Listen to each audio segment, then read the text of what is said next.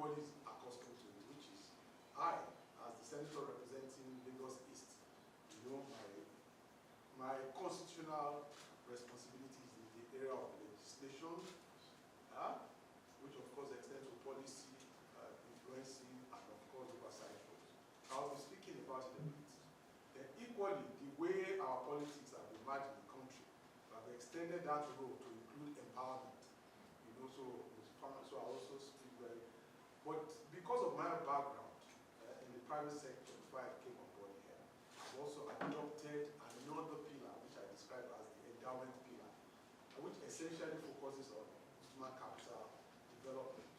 I will speak briefly, but being the chief impact officer and of course the faculty lead will now speak very broadly to it. We focus very strongly on our core responsibility in the area of legislation. So today I can say that I probably, it might not be the best of results, but I can say that at least I've championed a bill. In the Ninth Senate, that's the copyright bill that we have today, that was assented to by President Buhari before he left. So, and of course, alongside with several other motions, and we still have some bills in the process, but I'm happy to also report, I don't know whether this is coincidental, that just on Friday, our president, Bola Ahmed Tinubu, just assented to the Nigerian insurance industry reform bill, which is another added advantage. And of course, we still have other bills in the works.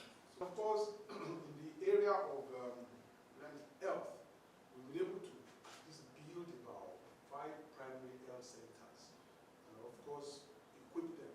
And as we speak today, they are all functional. Now, that's education and health. I should also speak to, food distribution. I maybe I should explain the way we do. We also know that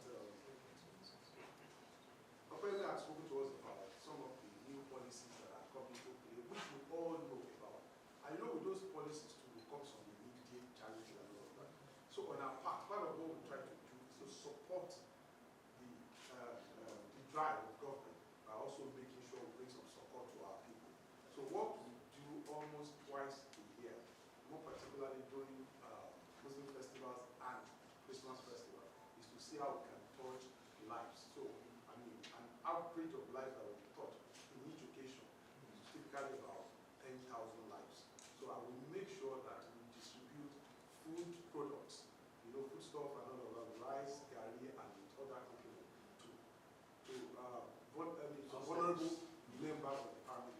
So, and to date, we are proud to say that we probably will have touched about 60,000 lives.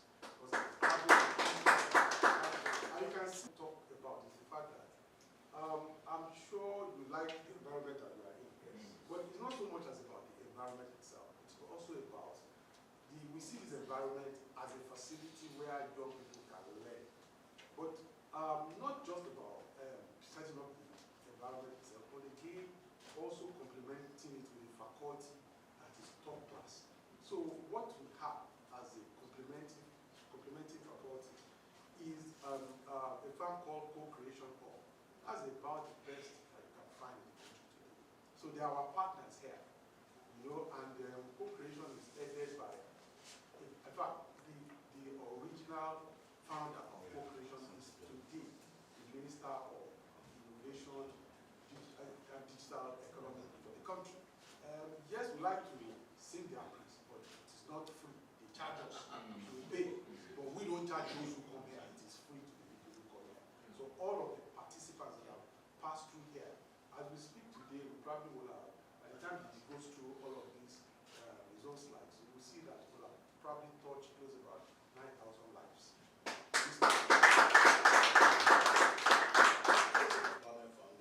The Bio Foundation was founded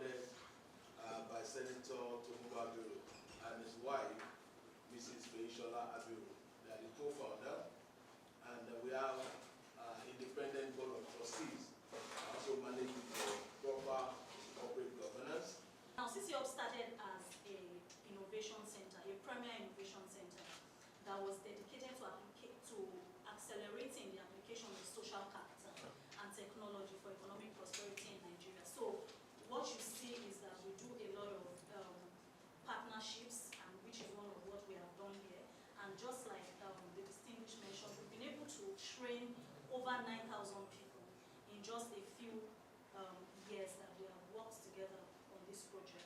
So in partnership with, I'm just going to run through, in partnership with Sale Empowerment Foundation, CCO manages this place, which is the Sale Innovation Lab in Ikorodu, and it's a no-fee, purpose-built facility. I think that deserves a round of applause. So we have almost 10,000 young people, vibrant young people that have been trained in various tech skills. So I'll be speaking very briefly about the objectives of why we're doing all this. I'm sure you must have been wondering why the distinguished senator set up something like this and putting a lot of investment into this. So I'm not just doing this because we want people to be trained, because we want people to come into training and just acquire skills. We want them to be able to leverage on these skills so that they're able to create a sustainable pathway to economic prosperity for themselves. And when we say economic prosperity, it means that these people are acquiring jobs. It means that they're able to leverage on our programs here to be able to scale their businesses, secure funding, and generally improve their livelihoods. And one of the beautiful things about this is we've had people from this program that have gone on to manage big businesses because of the training they received from our digital marketing training. We also have the game development training. So we saw that the game industry globally is evolving fast. And we thought it is important that we plug our young people into this trend. So we set up the game development program, also managed by top class in this field. We also have the blockchain program and the generative AI program. I'm sure I don't need to talk so much on that. We're very familiar with what's happening globally. It's AI and machine learning world right now. And so we're ensuring that our young people stay relevant in what is happening globally as well. So for us, it's a 360-degree training here at Sale Innovation Lab. We ensure that we're building them to be the leaders of today, not just the leaders of tomorrow. And so we're taking them through trainings in communication, presentation, public speaking skills, building their confidence. And it's amazing to see the traction that we have gotten from that program. Young people who came in shy can stand before audience and present confidently. And those are the people that we want to transform their communities in the nearest future. These teachers are equipped with inquiry-based learning skills, and they are taught to understand the application of technology in the classroom. And the outcome for this has been better learning outcomes for learners in primary and secondary school. We have students reporting that after their teachers pass through the SAIL Teachers Fellowship, their classes have become more exciting. The classes have become more dynamic. Suddenly the classes are engaging, and they are having a nice time learning, and they are able to understand better what they are being taught because of the training that our teachers have received. Thank you. Thank you so much. And we highlighted Awari separately because we built a pipeline with them. Awari is co-founded by a young man called Silas Adekule. He's one of the top robotic engineers in the world, and he set up Awari. Today, they've engaged about 157 of our graduates. Wow.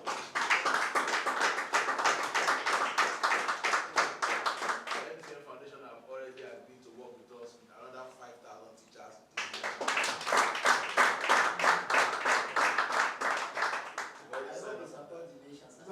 It's nationwide. It's nationwide, but it's public school only. It's public school only, no private school. We only teach public school teachers so that the impact can really go with grassroots. So, and other things that we've done in education, this is government collecting the picture how it was before, Senator adopted it, and then start the picture before and after, so about education, we are also very strong in sports at the foundation. So we support table tennis, and we can't do all the sports, just chose one. Last year we sponsored the first Senator Abiru'S mixed table tennis competition. It's the first in Africa, and we sponsored it last year. This year we're going to sponsor it again. It has become a yearly event for us. Talents have been developed. Most of the guys that played there, they represent Nigeria in table tennis competition. Thank you. Officially, sir, we are overwhelmed.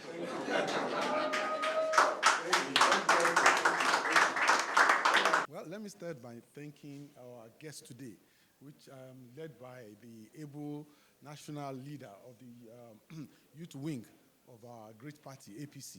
And of course, you can see other guests that have come with him. Those are the zonal APC leaders across the country. So first and foremost, I would like to thank the APC national youth leader for being here with us. And what they have come to see is not different from what they have already put in place in Abuja. And I think that it was the excitement of visiting their facility. That's the APC Youth House in Abuja that informed they are coming here today. And of course, so what we're doing here essentially is we're complementing part of the vision of our President Bola Ahmed Tinubu. You know, and it's all about how do we enhance the capacity of our youth.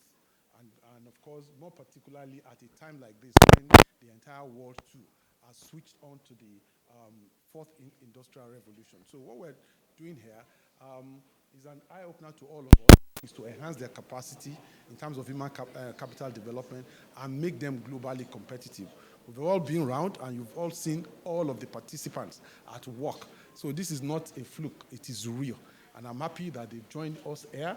And of course, we have our big brother as well, the strategist, Mr. Okwemi Agbaje, who also has joined us here today. And I think that this is part of the platform that we need to create for our youthful population so that they can begin to be globally competitive and open to the way the world is. So what that has done basically is to just bring all our insurance business up to speed with the way the world has turned out.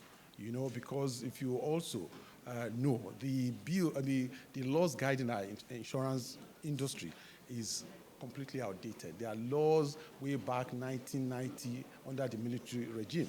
And a lot has happened in terms of technology, in terms of even enhancement of capital. So part of what that bill has done is to gradually begin to step up the play of the insurance industry in the larger Nigerian economy. So what we try to do once in a while is that beyond the learning, which is very important, we also try to bring accomplishment in society to come. Have a look at what we're doing here. I hope what we're doing here makes sense to all of you. Yes. Is that correct? Yes.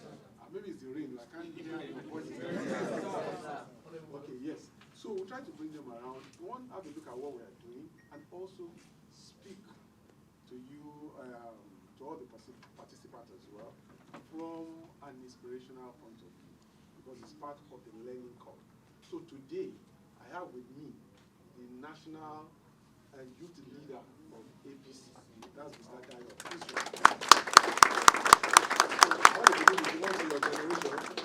I want to believe the assessment is yours anyway, or the conclusion is your own.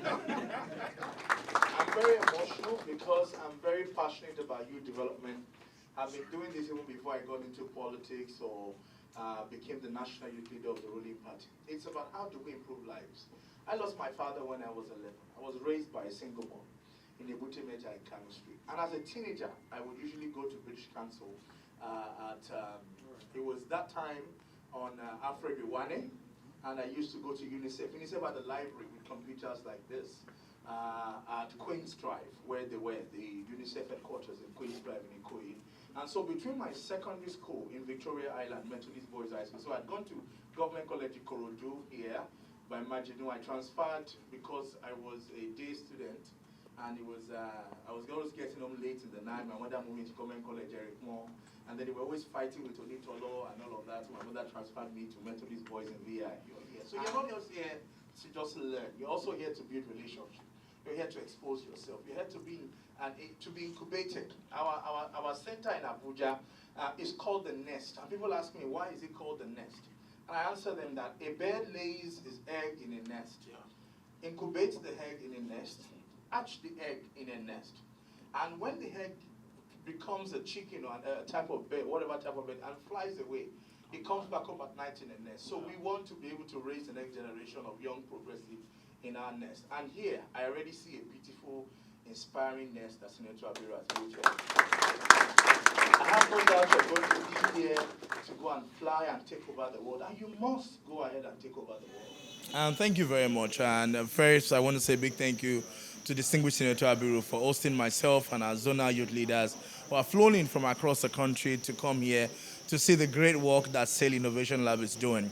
The senator alluded to the work that we're doing in our new youth house in Abuja, but we've come here. Let me say, perhaps we should have come here before we started the center, because we've seen a lot more. But of course, there are great things that we've done there, but we've seen what more can be done.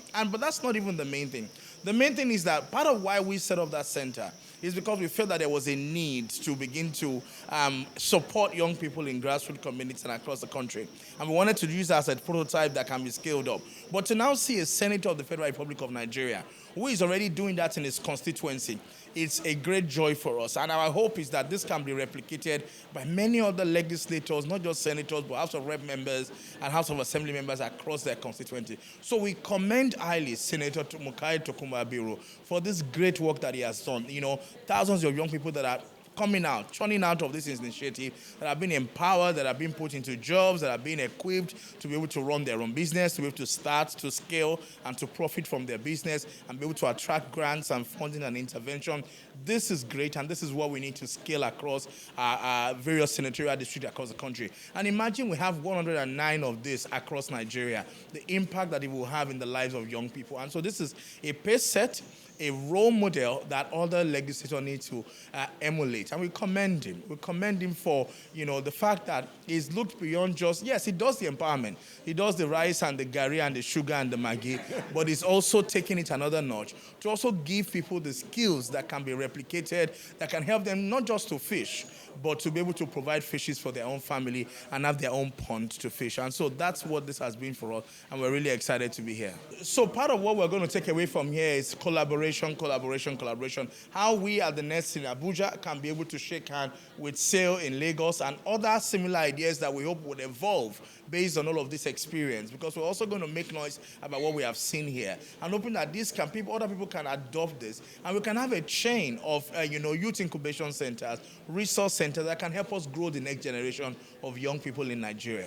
For putting up this kind of this innovative, this edifice for young people, to come together from all the works of this country, to come and learn where the world is going to. Because as a matter of fact, the world is going to ICT, whether we like it or not. If you are a teacher, if you are in academics, if you are not pricing business, just starting business, if you are doing any form of work that you doing, as relationship with IT, that's where we are driving at. And putting this in place, it's amazing. I want to say that it's first of its kind. And this symbolizes that the days of giving out wheelbarrows as a form of empowerment is gone. So, and I beseech all senators, 109 senators from all the works of this country to take a clue from what Senator Abiru is doing in Lagos, so that the good governance that their constituents that they are taking over the years can be taken to their constituency directly. I am Kopelawa Larwaju Park in Southwest Nigeria. My name is Goldmynetv. I'm a strategy consultant.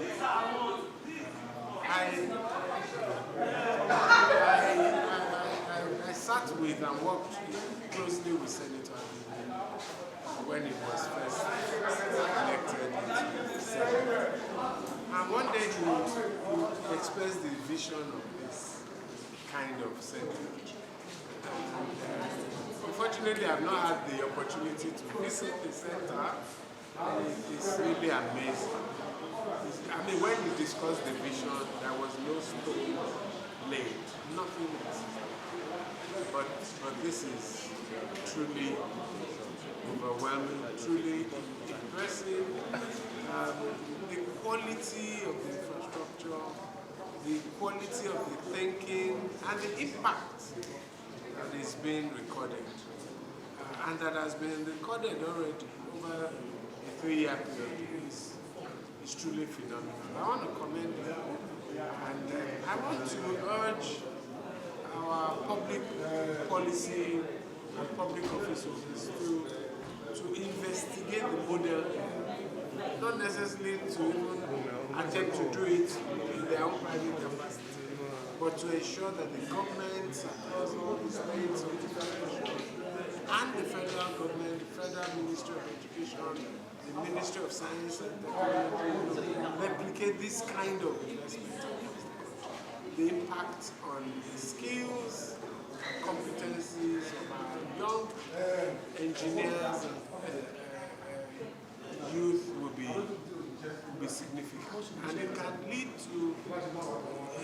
vast area of competitive reporting for the country. So once again, I commend Senator.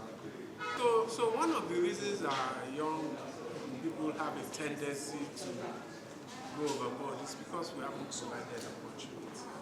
What this place does is that it just unlocks opportunity. It gives the young people who are trained there the opportunity to be globally competitive. They don't have to go. If they have these skills and these competencies and their competencies have global value, they don't have to go into crime, into petty things. They can live sustained and comfortable lives. They can go abroad with the skills they acquire there. Some of them can stay here and make those skills applicable to global markets.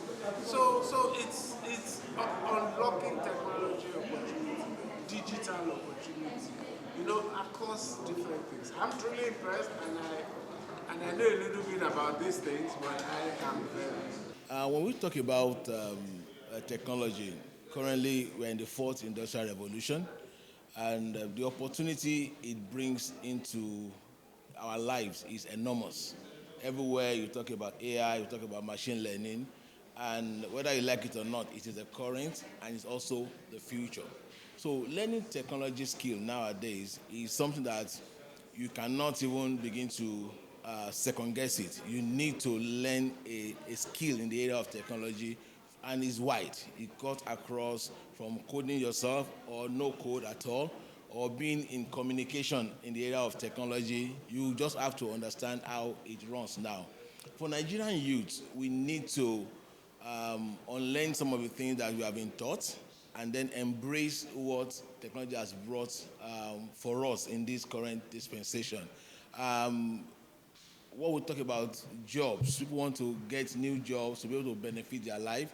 There are in-demand skills. If you search on the web, you find out top 10, top 20 jobs in demand anywhere in the world. You will see those skills there. And the beauty of it is that learning it now does not mean that I have to go to a university to learn it. I can learn by myself online.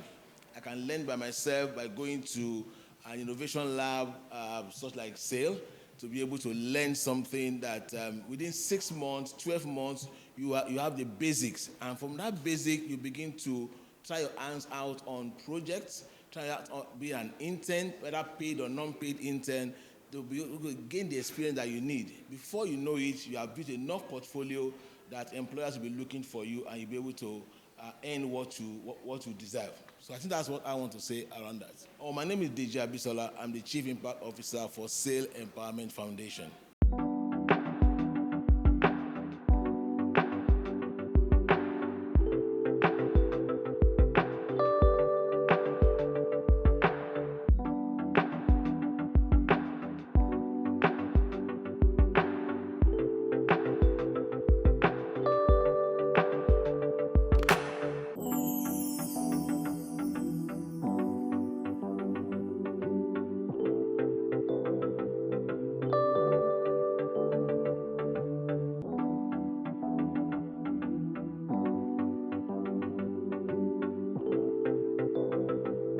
We sure hope you enjoyed this video. For more entertaining video content such as behind the scenes of music videos and movies, music concerts, premieres, interviews, and exclusive gists, subscribe now to our YouTube channel Goldmynetv and be unleashed into a world of super excitement.